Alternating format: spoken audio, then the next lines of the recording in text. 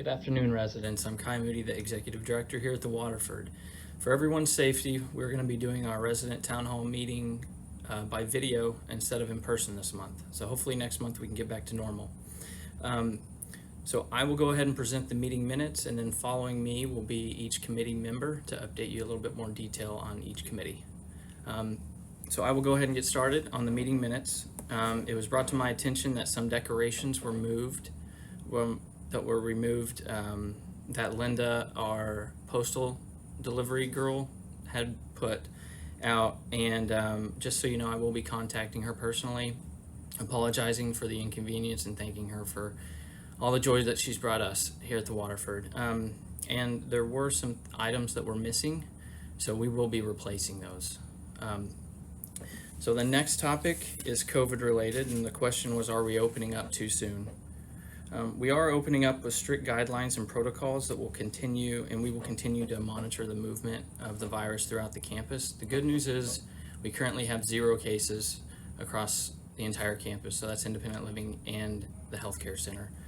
The next question is, when will we be getting our booster shot? This is probably the #1 question that I'm getting, and we do not know right now, but Dr. Sarah Ham addressed this in her memo, which stated that currently the boosters are not available for the general population. Once they are approved, we will update you on the distribution. Is the Waterford arranging flu shots is the next question. Yes, the end of September or early October for our flu shots. Once that's announced, I will let you know immediately. The next question is, can a staff person check up on residents daily during an illness? Yes, moving forward, we will be checking on each resident daily who does have COVID or actually any other illness or injury. I think one of the hardest things about contracting the virus is being isolated for 14 days, and sometimes getting a phone call can really make a difference in each person's day when you're isolated. So we will be reaching out daily. The next question is, when will picture directories be distributed? We are working on this currently, and we hope to have them to you by the end of the month or early October. I know there's been a long wait for this, so I will keep an eye on this and keep you updated. The next question is, can we get a clock in the Tower East lobby? Yes, one has already been ordered. The next question is, provide an organizational chart showing responsibilities for the Waterford and LifeSpace and the person of contact. These are both currently being worked on and will provide as soon as they are finalized. There has been a few changes here at the community level and as well as the home office, so we're working on getting that together. The next question is, can pictures that hang on hallways be rotated between floors so there is a change of scenery? We are going to wait on this until our new development happens. And the reason is because some residents get familiar with current or certain pictures that are in their hallway or cues that help them direct around their hallways. For example, if I'm used to getting off on the 3rd floor and there's a certain picture on the wall that lets me know that I'm on the right floor, if I were to change that, that might confuse some people. So we're going to hold off on this for a little bit, but I'll keep you updated on the new development. The next question is, please clarify what food containers are recyclable. Currently, every container that we use is recyclable. These include the clear plastic containers for salads and desserts, souffle cups for dressings and sides, tan containers for entrees, black and clear multi-compartment container for entrees. The only thing that is not recyclable are our styrofoam coffee cups, and we're looking to replace those with something that we can recycle. Friendly reminder, please make sure you remove your clothes from washers and dryers when your cycle is completed. The next topic is maintenance and activity. The concern was that the TV channels were not working properly or not running at all. Over the past week, there has been some outages with those, but they should all be resolved. Unfortunately, some equipment was damaged and new backups were ordered with our IT department. The next question is, programming on channel 3 and 4 have not been running properly. Is there someone that can be trained to run equipment properly? Right now, we only have a handful of staff members that know how to operate this channel 3. We'll be working on training more people, so after hours, or if someone's on vacation or it's a weekend, we can update you if an activity changes location or gets canceled. The next issue is iguanas on our campus. So I have contacted an iguana removal company that will be coming out in the next, hopefully 2 weeks, to remove our iguanas. It should be a 3 to 5 day process, depending on how many iguanas are found. But depending on the job that they do, we might have to bring these guys out a little more frequently so we can get on top of it before there's even more iguanas. Kudos for our staff. Thank you, Brent, for fixing the leak under my sink. Thank you, culinary team, for keeping us well fed during our pandemic. Thank you, Linda, our postal carrier. Thank you, residents who volunteer throughout the year. Thank you, team members who stayed with us and for your service. Thank you, Leanie and team, for great creative ideas and entertainment. Thank you for a helpful attitude in the healthcare center. And thank you, staff, for making my move-in easy. So just a few updates from me on some changes. Our new administrator, her name is Marcy Geist for the healthcare center. She starts October 4th. Once she gets started, I will introduce you, all you residents, to her so you can put a name with the face. I do have an interview scheduled for our plant operations director. I'll keep you updated on that. And I do have an interview with a director of nursing candidate for our healthcare center. So those are the key positions that we're looking to find. We are being patient, and we are taking our time to make sure we find the right candidate so we don't have to continue to replace them. So,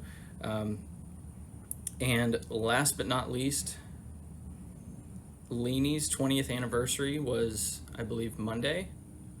So when you see her, please tell her congratulations. Thank you for her service. She's wonderful, and we love her to death. So that concludes our town hall minutes. Now you will hear from each one of the committee members on their committees. So have a great day. Thank you. Good morning. The Lifestyle Activity Committee met on Friday, September the 3rd at 9 a.m. The following was discussed. Bridge play and mahjong have resumed, and the importance of all members playing to wear masks and use a hand sanitizer. Masks are required for events, and if you are outside on the deck and not socially distanced, masks should be worn as well. With the exception, if you're drinking coffee or eating. All members who attended the meeting were happy to be attending events outside of their apartments. Leanie explained the month of September will have restrictions on number of attendees at events, and many are being held 2 times. You will be asked to attend one or the other. The lifestyle team has encouraged our committee to help our new residents tour the property and assist in answering questions they may have in what has been a quote-unquote less than normal welcome to our Waterford way of living life. For our newer residents, our activity committee resident will be reaching out to you to check if you'd like the grand tour. We'd love to give it to you. The meeting was rather brief, all just happy to be meeting again and anxious to get the month of September started. Have a beautiful month, everyone. Hello, fellow residents. This is Colleen Palm, the new chair of the Culinary Committee. For many of you, this is our first introduction. I hope at some point we meet in person. John and I moved into the Waterford February 10th, 2020. COVID was our introduction to independent living and the Waterford as a whole. Suffice it to say, it's been challenging and interesting, but the right move at the right time, in spite of all the restrictions the pandemic has forced upon us. Since August 3rd of this year, the newly formed Culinary Committee has been hard at work trying to get established as a group dedicated to working for all of you. To achieve our goals, we are also working very closely with the Culinary Department, for without them, success would be a distant dream. Our first task was to officially change the name from Food Committee to Culinary Committee. Culinary encompasses all aspects of the kitchen, cookery, and resident dining experiences. Our second task was to adopt a mission statement, which was distributed community-wide last Friday. We have many changes taking place in the Culinary Department. James has been a partner to the committee by keeping us apprised of everything that is or will be happening the next several weeks. We appreciate the transparency from James and our LifeSpace corporate management team. As we move forward these next few months, I encourage all of you to fill out the comment cards located in the dining room. The alternative to the cards is to contact your resident council floor representative. All issues and concerns reported will be reviewed by the Culinary Committee and the Culinary Department. Your voices will be heard. Thank you. Good morning. I'm Sonia Bauer, Chairman of the Hospitality Committee. The Hospitality Committee met September 3rd in the 12th floor conference room. 9 members were present.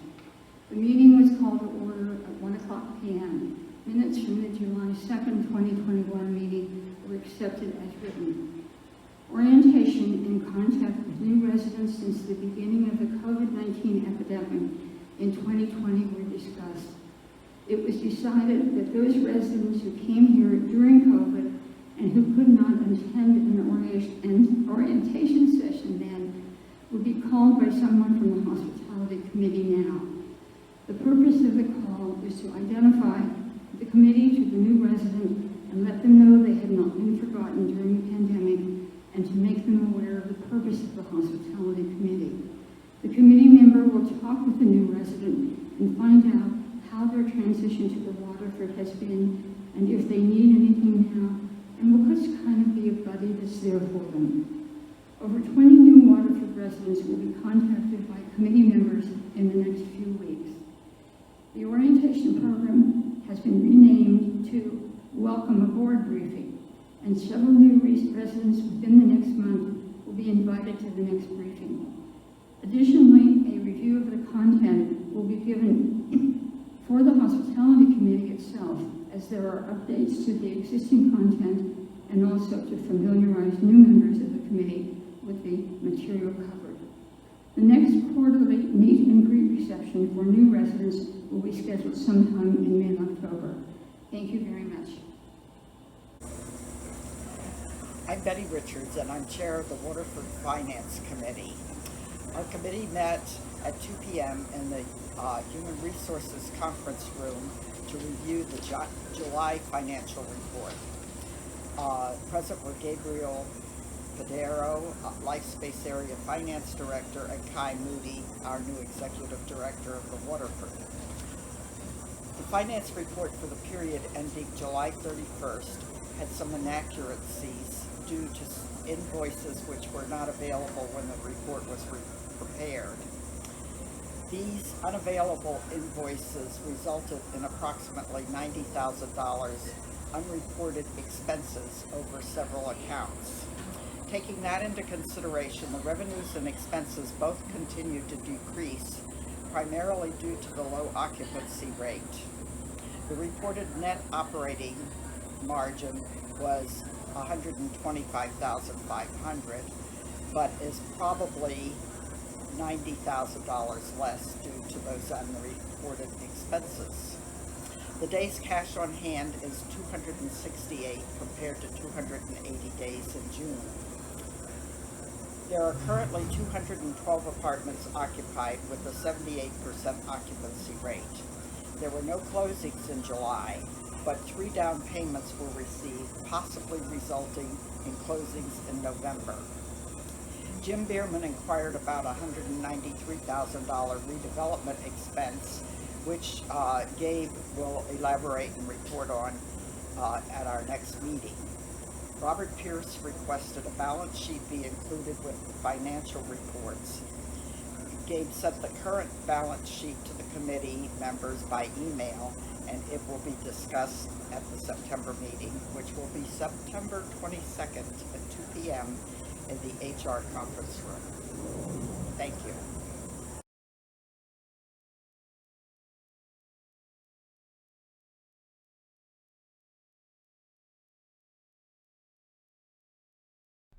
Hello, I'm Ken Craig. I'm the chairman of the Maintenance and Security Committee. Our committee met September 7th at 11 a.m. in the 12th floor lounge. We were joined at this meeting by Pete Wosiel, who's on loan to the Waterford from Harbor's Edge.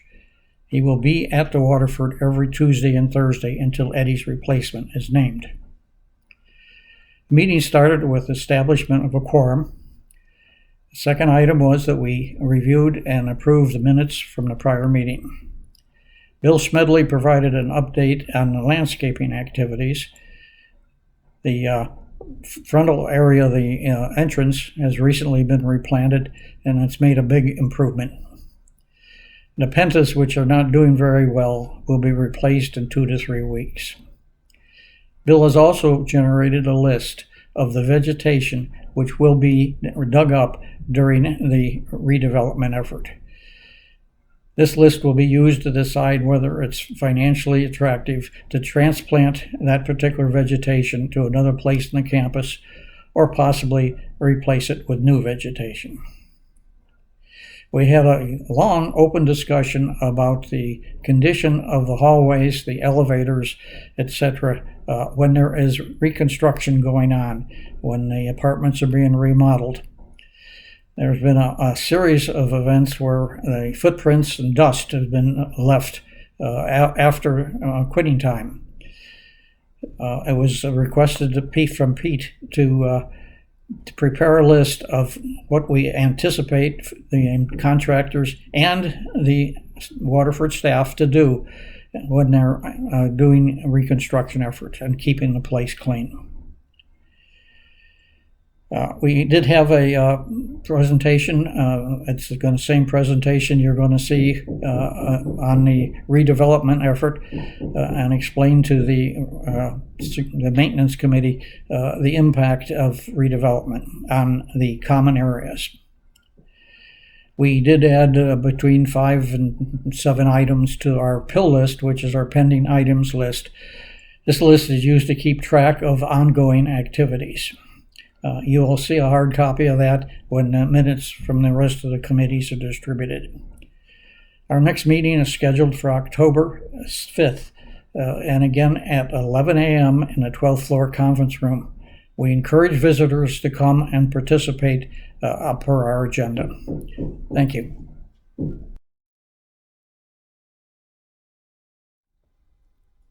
Welcome to the September update of the Resident Advisory Committee on Redevelopment. In early August, the committee received from the design team a series of schematic drawings showing the common areas after redevelopment. The committee was requested to review, comment, and provide suggestions concerning the proposed designs. In mid-August, the committee responded to the design team by providing a prioritized list of suggestions. 2 days after the designer team received our comments, they provided revised schematic design for the 2 highest priority items on our suggestion list. These items were 1, the location and impact of the new auditorium on the tower lobby, and 2, the tower lobby itself. I'm going to show you a series of schematic drawings showing the initial proposed conditions and the revised conditions based on the committee comments. Although all committee comments were not included in the revision, the majority of them have been.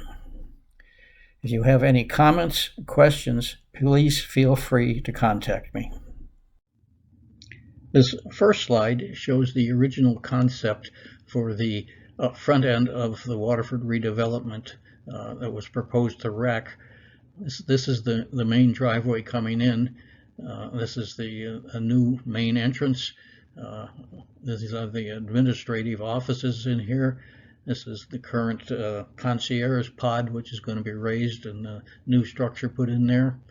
This is the new dining facility. And this is the current auditorium, which is being converted into a sales center.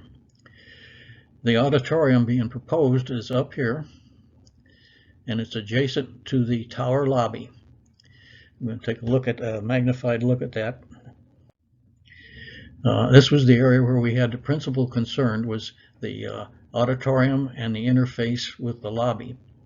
In this slide, this green area is a part of the lobby which has been devoted to the entranceway into the auditorium. You can see the main audience or entrance in the auditorium is cross aisle wise. So in order to get in, you have to come down this main aisle and come up this way. Not very convenient for a traffic flow. And also the lobby has lost about 20% of its useful area. The piano sat here. The sitting area was along here. We considered this full-size lobby to be not sufficient, so we proposed an addition to the lobby. This is the final proposed solution to the two concerns we had with the auditorium and the lobby area. In this case, you can see that the auditorium has not been rotated, but a main entrance has been provided at this area right here. So this is the main entrance into the front complex. You can go through here and walk down this aisle and then in this direction for your seating. This was made possible by taking the boardroom that was right down here and moving it down here. Now the boardroom is just a placeholder for a name. It's a conference room to be used by everybody. The lobby has been expanded to include T120. So we've got plenty of area added here for card tables, whatever we want to do. One of the suggestions we made was to take a poll of the residents of the tower and find out exactly what they want in this area. A new entrance will be provided here so the traffic flow can come in and go up in the tower. It can come in the current entranceways or it can come in through here. While not all the suggestions of the redevelopment committee were incorporated, I think we've got enough improvements to satisfy our requests. We have an auditorium with an enhanced entranceway. We have a large enhanced lobby, and I think that this meets the intent of the review. Now this concludes the September update from the Residents Advisory Committee for Redevelopment.